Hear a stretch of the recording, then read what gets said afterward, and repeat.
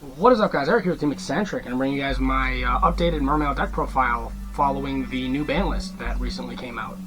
As we all know, the ban list hit quite a few decks in the format, not limited to the meta, but also a rogue contender in the form of Mermail.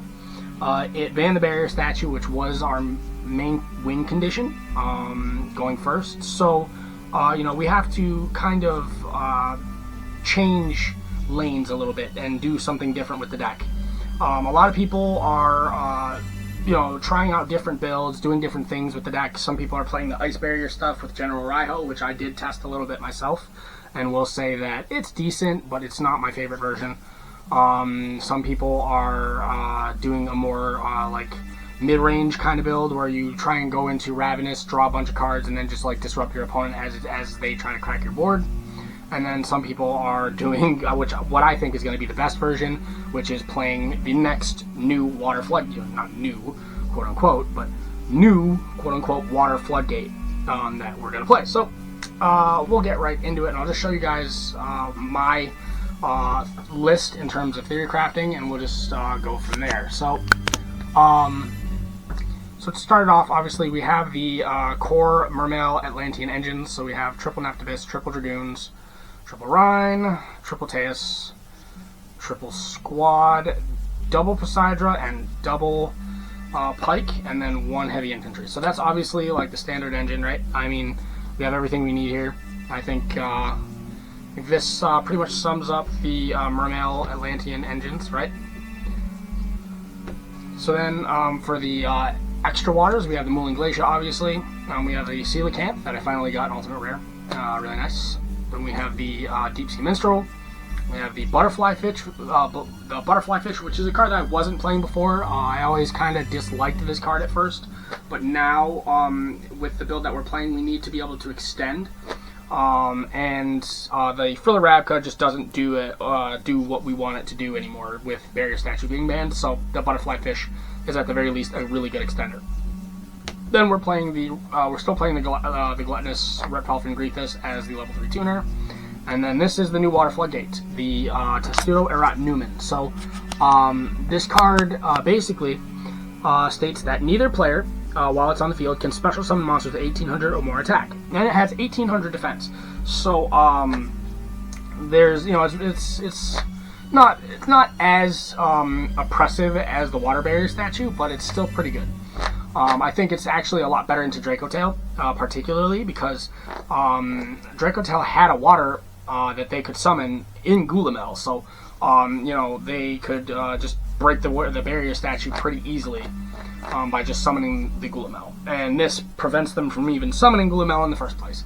So that's it for the extra waters in the main. So next, we're getting into the two spell cards that we still play, which is Pot and 1-for-1. This is just an extra copy of Neptibus. Then Pot allows us to dig for engine if we need it, or non-engine if we need it inside of games, right? So pretty standard. Then for the non-engine, playing the triple Fua, obviously, triple Perulia, the triple Ash Blossom, the triple Impulse, and the triple Imperm. So I still rock with Imperm. I think it's really good, again, into Dracotail against the Arthelion when they try and add cards back. I think it makes them go minus a little bit, especially if they fuse three cards from their hand or something. It makes them go hard minus. So there's that. Then we're getting into the extra deck. So the extra deck has seen quite a bit of alteration as well. So we're playing the one Mermail King Neptibus. That's standard, right? Prevents the water monsters it points to from being targeted. If it's destroyed by battle or card effect, yada yada, we can add a Mermail Atlantean. Mermail Dyslacia. This card has actually, my testing, I've been going into this card quite a bit lately. And it's just another disruption. It's really strong. Then the Coral Anemone. That's it for the links. We cut the Abyss Keeper. Card was decent while we played it, but it's not as good now. Worst case scenario, we just discard the Coelacanth and go through our lines differently. So that's it for the links. For the Xyz, we're still playing the two Poseidra Abyss, the Atlantean Dragonlord. I still think you need one for combo, one for crackback. Card's nuts. Then we play the one Gaios, the one Abyss Trite, the 1 Lavirtue Dragon. So this is our XC's lineup. Lavirtue Dragon's actually honestly been the GOAT of the extra deck lately. It's been MVP by far of the entire extra deck. I love this card, honestly. So that's it for the XC's monsters. And then the Synchros is actually where the most alteration occurred. So we are playing Cheng Ying again. So Cheng Ying is good because I think it's just good into Lunalight more than anything. And Lunalight's kind of a tough matchup for this deck. But, I mean, like, you can beat Lunalight very easily. It's just a matter of hand trapping them at the right time and knowing, like, how to play through their board. But also, Cheng Ying allows you to kill the Liger Dancers, given they have enough banish cards, which they will, because if they're trying to summon Liger Dancer, they're going to be banishing cards. And this, you know, allows you to not, basically protects itself from getting destroyed by the Liger's effect. So as long as they have enough bodies banished, and you have enough bodies banished, the thing gains a bunch of attack points, and then you can just kill both of the Liger Dancers, and then go in for game there and then and thereafter. So then we're playing the Ice Jade. So I'm playing 2 level 10 Synchros, so they have different use cases. This is for establishing your board. This is for breaking into Lunalight boards, or if you know you're playing Lunalight and you're going first, you can just summon this immediately.